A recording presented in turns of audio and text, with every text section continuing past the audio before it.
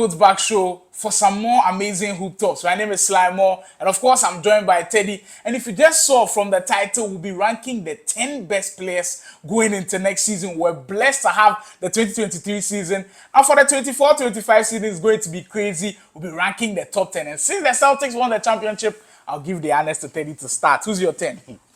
At number 10, I have Stephen Curry. Finished the season with 26, 4 and 5. Aging like fine wine. The older he gets, the better he is. He's better than most players in the league right now. So interesting. For Steph Curry, I've got him in my list, but I'll start with 10, and it's Kawhi Leonard. Unexpected, but look, if he was there in that Clippers Mavericks series, they're possibly going to the finals. LeBron James, I have him at number 9. He's still one of the best. He's the king, and we need to have him in this conversation. He took a bad Lakers team to the NBA playoffs, even though they were sent home by the Nuggets. He has been amazing. Well, it seems like the OGs are starting. So for 9 for me will be the Golden State Warriors guard Stephen Curry. Lost a step on defense, lateral quickness down a bit. But like Teddy said, agent like fine wine, he's at 9 for me. And I have KD at number 8, obviously. KD, the prodigal son, has joined Suns. We thought maybe this was the year, but then they couldn't win it. But when you look at his stats, he's getting better. He's even playing better than when he was in Golden State. Honestly, he's getting better. So I have him at number 8. For number 8, the King. What more else can be said about King LeBron James? And what I was impressed the most with his shooting efficiency from 3, 41% from 3. That's crazy numbers from LeBron James. Of course, you lose a step with his age, but LeBron James for me at number 8. I have Jalen Brunson at number 7. If anyone told me Jalen Brunson will become one of the best superstars in the league right now, I will never believe it. I will never believe it. He had most of his stars not available, but he proved that he's coming to stay and he's going to be one of the best. Wow, I didn't expect Jalen Brunson at number 7, but for me, of course, I had to have the Slim Reaper in my list. Mr. Kevin Durant himself. Look, he's lost a step a little bit, but still one of the most lethal and gifted scorers in the league. On defense, iffy a bit, but Kevin Durant at number 7 for me. At number 6, I have Jason Tatum. He was the best player on the best team. They led the East with 14 games. They led the West with 6 games. That's amazing.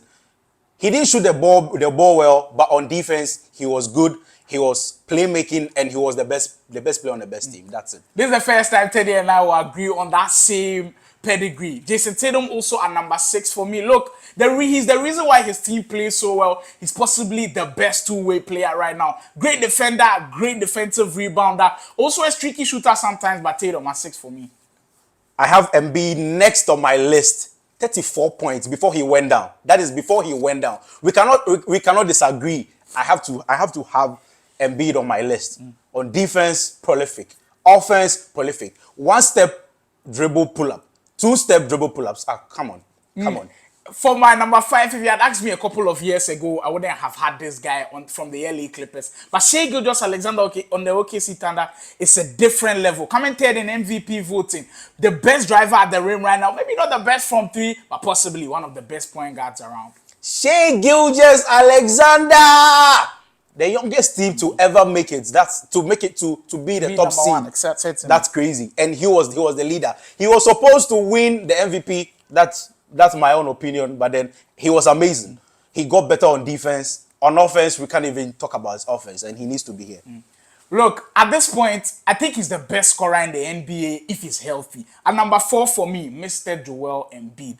If he hadn't gone down with that injury during the regular season, would have seen the greatest offensive season from a player in years, and possibly in history. Joel Embiid gunning for another MVP, but went down with injury. He's at number 4 for me.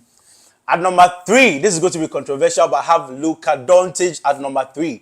I understand people are saying his defense, his defense. It's always been there, but because he's always been good on offense, the offense overshadows the defense. But you cannot disagree that Luka Doncic is like one of the best, or even the best player in the league right now. So I have him at number 3. Interesting. We agree again. For me, Luka Doncic, him making it to the finals for the first time elevates his status in the league. He's played brilliantly so far and even improved on defense. If you watch the playoffs closely, we are seeing him moving his feet a lot more quicker. He's more engaged on defense. And of course, Luka Doncic has to be in my list. He's at number 3 for me as well. At number 2, I have the man that no one is talking about. That is Giannis Antetokounmpo.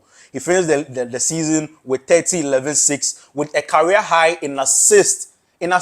So with Dame being added, he's facilitating more. What more do you want from him? 30 points. He's delivering, but then the Bucks are in this kind of slump, so that's why no one is mentioning his name, but he's number 2 in the league. I don't know if Teddy was there when I was compiling my list, which he was not, but we're on the same wavelength again. Giannis Antetokounmpo for me, second on the list. He improved not just only in assists like Teddy said, field goal percentage, efficient field goal percentage as well. Antetokounmpo can do it, and when he's on defense, you know he's a crazy killer. Look, if he perfects that pick and roll with Damian Lillard, I think we'll be in for a crazy run. The Celtics will have a serious contender in the East. He's number 2 for me. Number 1! Was he ever in doubt? It's obviously Jokic. His ability to make his teammates better, assisting, even scoring. He's not the best on defense, but when you compare the non-Jokic moments and the minutes and the Jokic minutes, you just understand why he's the best in the league. He has proven it years upon years, and he's the best player in the league for me. Well, at number 1, I have to go with Paul George. Well, I caught you right there. It is indeed the Denver Nuggets, Nikola Jokic. Look, I call him be the best scorer right now, but the best offensive player is number 1. Nikola Jokic can do everything on the offense. Like Teddy said, his minutes with his non-minutes, the difference is too huge. There's undoubtedly him being in there and Nikola Jokic stands tall. Now you are the judge. Look at Teddy's list, look at my list, look at where to poke holes and tell me whose list is better. But before we go, I have a problem with you having Jalen Brunson. I know, I knew, but then at the end of the season, we had the MVP candidates and he was number 7. So obviously I needed to have him. Wow. And he had a monster season. 28 points. And Kawhi was not top 10 for you. I had Kawhi in, but then I had to substitute him for Brunson, honestly. Interesting. Look, the only name that was off both of our lists that will raise a lot of eyebrows is, of course, Finals MVP. Jaylen Brown. But you guys can make your own list. You guys can tell us why Jaylen Brown should be in that list. But that's all for the video for this one. These are the top 10 players going into next season. And mind you, stay tuned to the Putback Show. We'll be going in hard for the 2024-2025 season. Subscribe to the channel. We're out.